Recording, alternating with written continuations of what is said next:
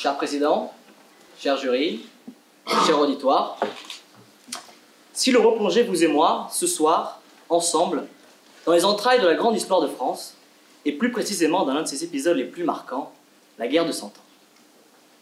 Alors que les esprits s'échauffent entre Plantagenets et Capétiens, la mort de Charles IV en 1328 met le feu aux poudres. Édouard III défie alors Philippe IV de Valois pour la succession du trône de France et donne le feu vert aux affrontements. Le conflit s'enlise, Français et Anglais se neutralisent, c'est dans le sang que l'un ou l'autre prendra l'ascendant. En 1428, alors qu'Orléans est aux prises de l'envahisseur anglais, une jeune femme se révèle, ouvre le feu d'une énième bataille et libère la ville. Les Anglais, paniqués, se jettent dans la Loire, peut-être pour fuir, voire éteindre le feu guerrier de celle qu'on appelle depuis la pucelle d'Orléans. Cette figure du patrimoine historique français et ses exploits, qui ont été repris à tort et à travers, des Côtes d'Armor jusqu'en Isère, résonneront sûrement toujours dans les frontières du pays de Molière.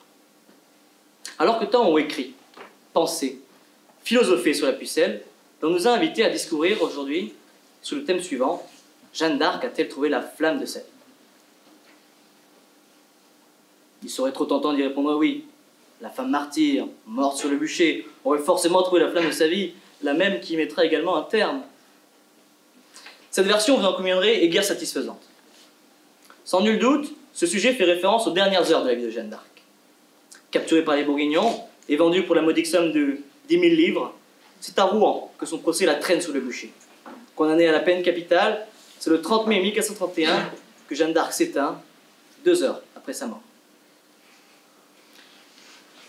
Si l'on s'arrête à la première étincelle du sujet, la flamme du bûcher, il n'y a là rien de quoi enflammer les foules. Il nous faut donc tenter de dépasser ce sujet aux contours obscurs et sombres, à l'image de cette même époque qu'était le Moyen-Âge.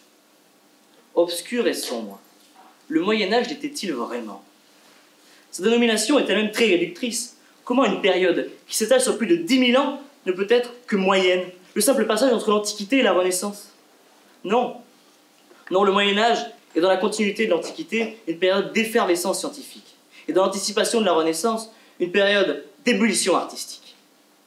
L'histoire est constamment réécrite. Des périodes surexploitées et d'autres sous-évaluées. Et si la pucelle d'Orléans était-elle, elle aussi, victime de désinformation? Le feu du patriotisme aurait-il consumé la véracité de son existence? C'est au XIXe siècle qu'on fit endosser au personnage historique qu'elle était le rôle de l'héroïne nationale. Les royalistes, voyant en Jeanne d'Arc celle qui rallumera la flamme de la ferveur catholique et monarchique.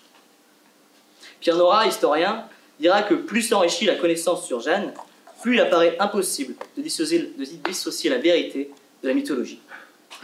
Dès lors que le feu de la connaissance s'embrase, c'est le brasier de la vérité qui s'enfume.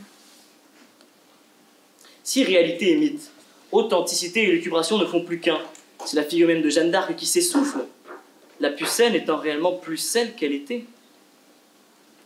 Jeanne d'Arc n'a pas trouvé la flamme de sa vie, tout simplement parce qu'elle était elle-même la flamme, celle qui réchauffe l'âme d'une nation, celle qui ravive la fierté de toute une communauté.